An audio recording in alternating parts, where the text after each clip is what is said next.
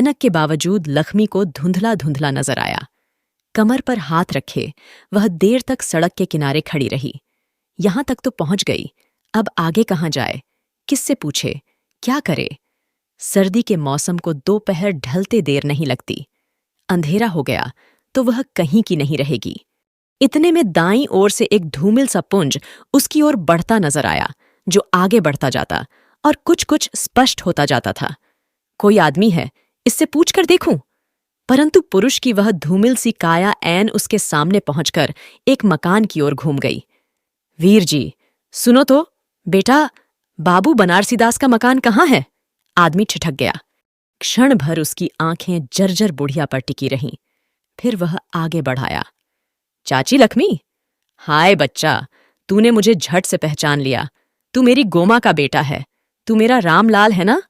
और पतला हड्डियल हाथ उस आदमी के कंधे और चेहरे को सहलाने लगा। हाय, मैंने अच्छे कर्म किए थे जो तू मिल गया।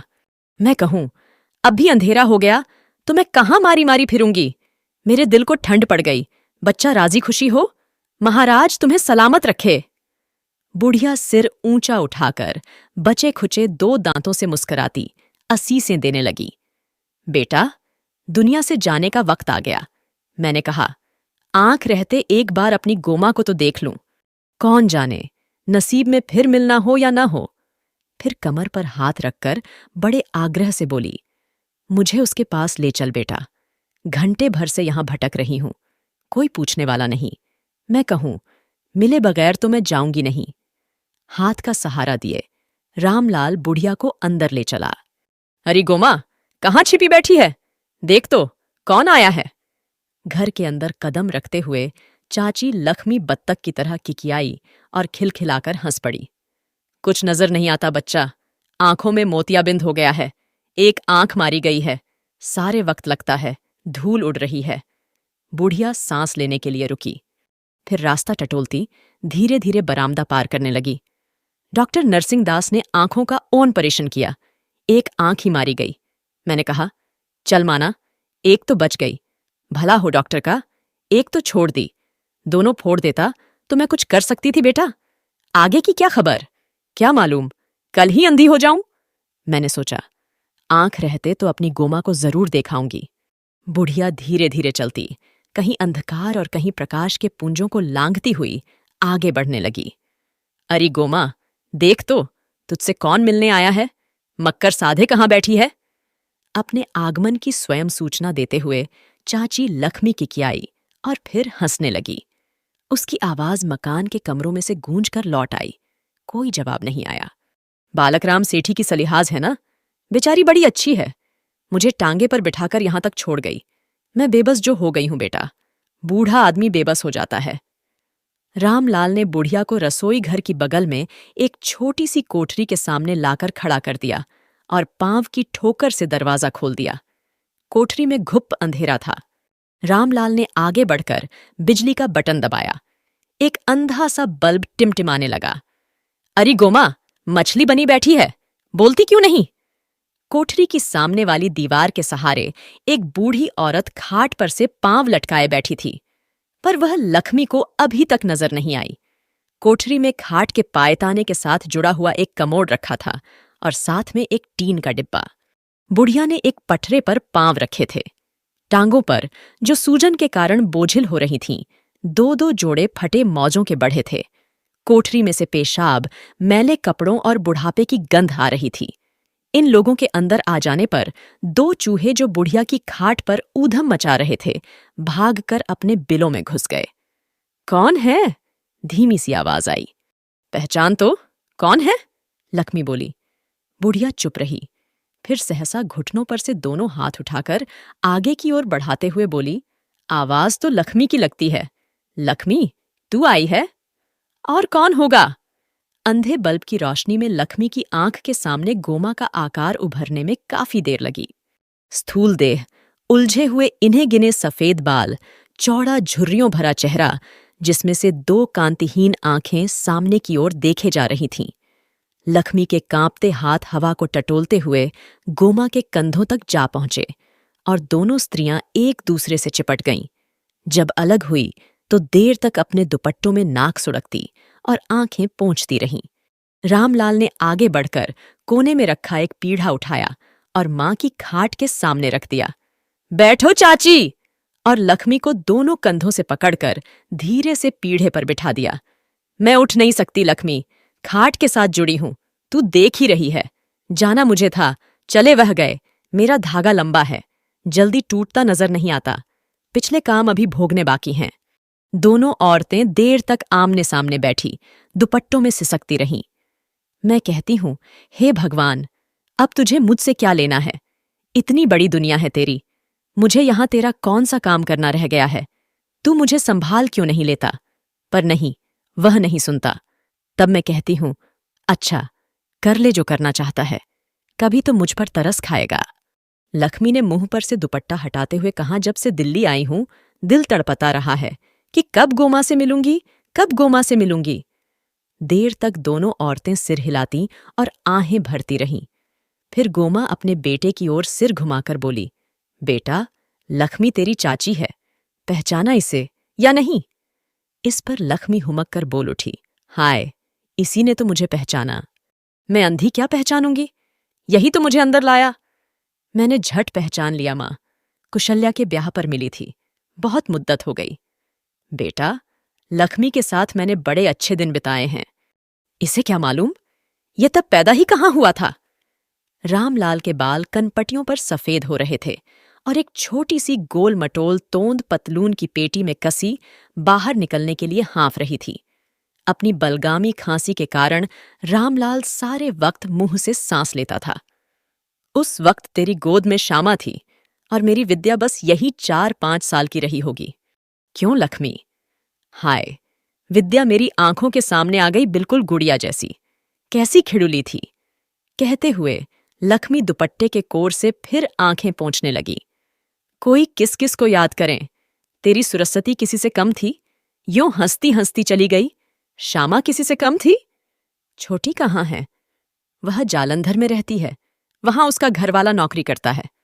उसका भी घर बाहर अब भरा पूरा होगा। उसके घर 2 बेटे 2 बेटियां हैं। अच्छा है, सुख से रहें, भगवान अपनी दया बनाए रखें। गोमा ने फिर अपने बेटे की ओर मुंह फेरा। बेटा, हमने बड़े अच्छे दिन बिताए हैं। गली मोहल्ले वालियां कहें, अरे, तुम सगी बहिनें हो, रिश्ते की हो, कौन हो जो तुम्हारा आपस में इतना प्यार है? मैं जवाब दूं, हम बहिनें ही नहीं, बहिनों से भी ज्यादा हैं। खाट पर बैठी गोमा ने चहक कर कहा और अपने सूखे झुर्रियों भरे मुंह पर हाथ फेरने लगी, मानो हंसने से अकड़ी हुई झुर्रियां खुलने लगी हों। हम एक ही घर में रहती थीं। एक तरफ मेरी रसोई थी, दूसरी तरफ इसकी। सामने आंगन में छोटा सा कुआं था, पर हम सदा कुएं के पास बैठकर रसोई करती थीं। कुएं की बात सुनकर लक्ष्मी उचक कर बोली, ऐसा मीठा पानी था उसका कि तुम्हें क्या बताऊं। छोटी सी कुमई थी, इतनी सी। बैठे बैठे मैं उसमें से डोलची लटकाकर पानी निकाल लेती थी। बुढ़िया गोमा ने हाथ उठाकर एक सूखी सफेद लट पीछे हटाई जो उत्तेजना में माथे पर लुढ़क आई थी। दोपहर को इसका मालिक बैंक से आता और तेरे पिताजी दफ्तर से आते। खाना खाने बैठते तो दोनों एक दूसरे से कुश्तियां करते। खाना परोसने में थोड़ी सी भी देर हो जाती तो थालियां खनकाने लगते। गोमा फिर हंसने लगी। उसकी स्थूल देह थिरक थिरक गई। हंसने पर उसकी छाती में से उठने वाली खर्र खर्र की आवाज और ऊंची हो गई। इधर उनके आने का वक्त होता, उधर हम भागती हुई रोटियां लगवाने चली जातीं। हमारे घर से 3 गलियां छोड़कर एक झूरी बैठती थी। क्या नाम था उसका? लक्ष्मी। दोस्तों, ऐसे और भी इंटरेस्टिंग कहानियों के लिए मेरे चैनल को सब्सक्राइब करना मत भूलिएगा। तो आइए अब आगे सुनते हैं। खाट पर से लटकती टांगें, जिन पर फटे हुए मौजे चढ़े थे, उत्साह से हिलने लगीं। फर्श पर एक कोने में एक चूहे ने बिल में से सिर निकाला और इधर उधर छांकने लगा। बंतो नाम था उसका, मर खप गई होगी, अब कहाँ बैठी होगी। बंतो, बंतो कहकर सभी बुलाते थे उसे। हाँ बंतो, हाय, कैसी आंखों के सामने आ गई है। रोज लक्ष्मी की ओर मेरी दौड़ लग जाती कि तंदूर तक पहले कौन पहुंचती है। ये मुझसे ज्यादा फुर्तीली थी, तब भी बड़ी पतली थी। चंगेरे बगल में दबाए हम ऐसी भागती कि हवा से बातें करती जाती। बंतो कहती, अरे, शर्म बेच खाई है, जो गलियों में नंगे सिर भागती फिरती हो। गोमा कहे जा रही थी। यह हरे रंग की घंघरी पहनती थी, जिसके नीचे सफेद घोटा लगा रहता था। क्यों, लक्ष्मी? और मैं हमेशा काले रंग की घंघरी पहनती थी। हम हंसती बतियाती गली गली जाती और सारे शहर का चक्कर लगा आती थी। इस पर लक्ष्मी ने आगे झुककर कहा, अरे गोमा, याद है जब भागसुद्दी के घर से भांग पी आई थी? और दुपट्टे की ओट में अपने 2 दांतों को छिपाती हुई हंसने लगी। गोमा भी हंसने लगी। हंसते हंसते गोमा को खांसी आ गई और खांसी का दौरा देर तक उसे परेशान करता रहा। फिर आंखें पोंछकर लक्ष्मी की ओर उंगली से इशारा करते हुई अपने बेटे से कहने लगी, इसे हर वक्त शरारतें ही सूझती रहती थीं। इसी ने मुझे भांग पिलाई थी। चल चुप रह, नहीं तो तेरा सारा पोल खोल दूंगी। लक्ष्मी मुंह पर हाथ रखे बत्तख की तरह किकियाए जा रही थी। यह मुझे भागसुद्दी के घर ले गई। गोमा कहने लगी, मुंह से बोली, आ तुझे साग के पकौड़े खिलाऊं। मुझे क्या मालूम कि उनमें क्या भरा था। खाने की देर थी कि मैं तो तरह तरह के तमाशे करने लगी। कभी गाती, कभी हाथ मटकाती। फिर मैं हंसने लगी। हंसने क्या लगी कि मेरी हंसी रुके ही नहीं, हंसती ही जाती थी। मेरी हंसी यों भी एक बार शुरू हो जाए तो बंद होने को नहीं आती थी। मुझे नहीं मालूम कि मैं कब भागसुद्दी के घर से निकली। मुझे इतना याद है कि मुझे गली में रुक्मणी मिली।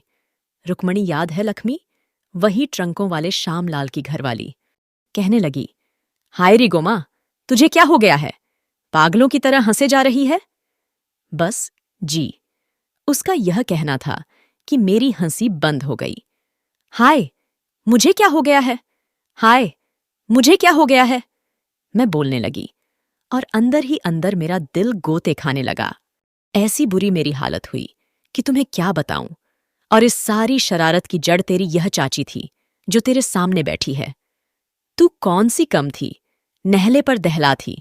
शेखों के खेत में से मूलियां कौन तोड़ता था? मुझसे न बुलवा, नहीं तो तेरे बेटे के सामने तेरी सारी करतूतें गिना दूंगी। बता दे, अब छिपाकर क्या करेगी? गोमा ने हंसकर कहा। फिर रस ले लेकर सुनाने लगी, 24 घंटे हम एक साथ रहती थीं। सवेरे मुंह अंधेरे तालाब पर नहाने जाती। कुछ नहीं तो 3 मील दूर रहा होगा तालाब। फिर सतगुरु की धर्मशाला में माथा टेकने जाती और साग सब्जी लेकर पौ फटने तक घर भी पहुंच जाती। रामलाल कभी एक के मुंह की ओर कभी दूसरी के मुंह की ओर देखता हुआ सोच रहा था कि ये किन लोगों की चर्चा किए जा रही है। कौन थी वह जो भागती हुई गलियां लांग जाती थी और हंसने लगती तो हंसती ही जाती थी, हंसती ही जाती थी। चाची लक्ष्मी कुछ कहने जा रही थी जब रामलाल बीच में बोल उठा, चाय पियोगी चाची लक्ष्मी? चाय मंगवाऊं? हाय, क्यों नहीं पीऊंगी? तेरे घर आकर चाय नहीं पीऊंगी? कहते कहते लक्ष्मी भाव विह्वल हो उठी। तेरी तो राह देख देख कर आंखें थक गई थीं हमारी। तुझे तो हमने तरस तरस कर लिया है बेटा। लाखों पर तेरी कलम हो। तूने हमें बहुत इंतजार करवाया। आ तो तेरा मुंह चूम लूं। आ मेरे बच्चे। लक्ष्मी उठ खड़ी हुई और रास्ता टटोलती हुई रामलाल की ओर बढ़ाई। फिर लार सने होंठ कभी रामलाल के नाक को, कभी माथे को, कभी गालों को चूमने लगे। तेरी माँ ने कैसे कैसे दिन देखे हैं बेटा, तुझे क्या मालूम? 4 बहिनों के बाद तू आया था। हर बार जब तेरी माँ प्रसूत में होती तो तेरा ताऊ बाहर खाट बिछाकर बैठ जाता और हर बार गालियां बकता हुआ उठ जाया करता। बड़ा गुस्सैल आदमी था।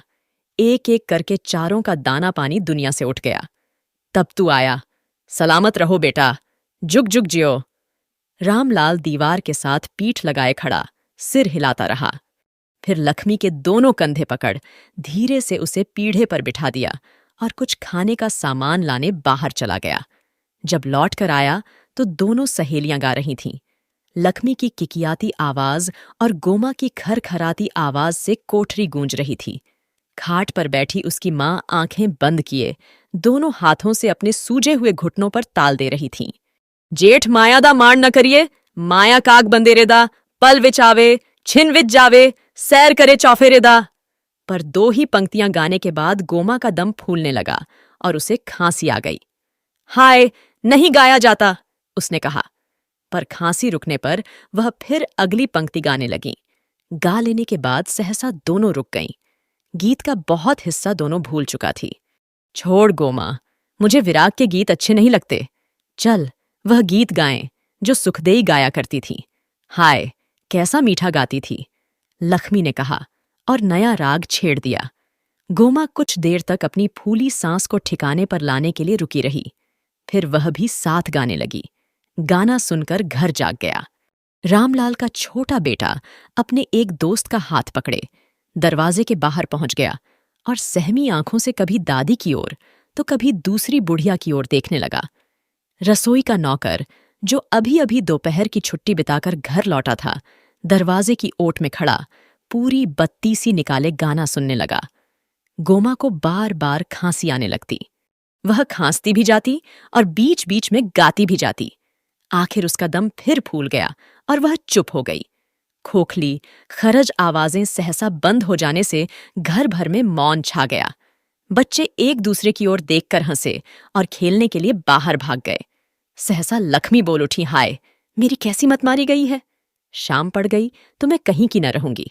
जिसके आसरे आई हूं वह छोड़कर चली गई तो मेरा क्या बनेगा। फिर रामलाल की ओर मुंह करके बड़े आग्रह से बोली, बच्चा, मुझे बालक राम सेठी के घर तक छोड़ आएगा? इधर तेरे ही मोहल्ले में उसका घर है ना? छोड़ आऊंगा चाची, पर बैठो ना, अभी तो आई हो। नहीं बच्चा, अब बहुत देर हो गई है। अंधेरे से मैं बहुत डरती हूं। और घुटनों से हाथों को दबाए हाय राम जी कहकर उठ खड़ी हुई। मैं 3 बार हड्डियां तुड़वा चुकी हूं बच्चा। एक दिन सड़क पर जा रही थी, पीछे से किसी साइकिल वाले ने आकर टक्कर मार दी। मैं औंधे मुंह जा गिरी। भला हो लोगों का जो उन्होंने मुझे खाट पर डालकर घर पहुंचा दिया।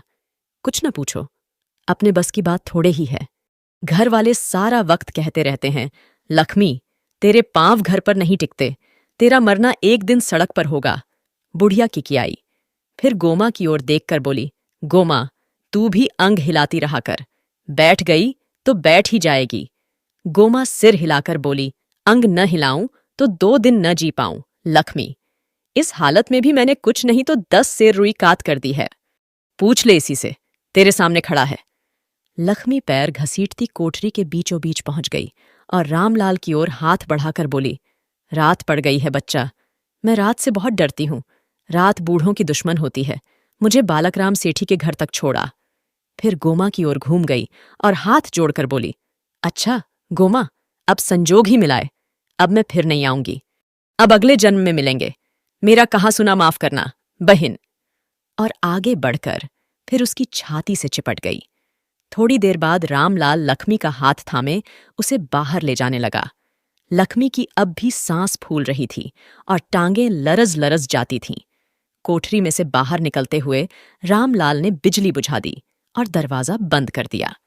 कोठरी में फिर घुप अंधेरा छा गया और सूना मौन फिर चारों ओर से घिरने लगा। दोनों चूहे फिर बिल में से निकल गए और गोमा के बिस्तर पर ऊधम मचाने लगे। यह कहानी यहीं खत्म होती है। और हाँ, अगर आप कोई अपने पसंद की कहानी सुनना चाहते हैं तो कमेंट में ज़रूर बताइए, मैं कोशिश करूंगी। और प्लीज़ लाइक और सब्सक्राइब करना मत भूलिएगा। सुनने के लिए धन्यवाद।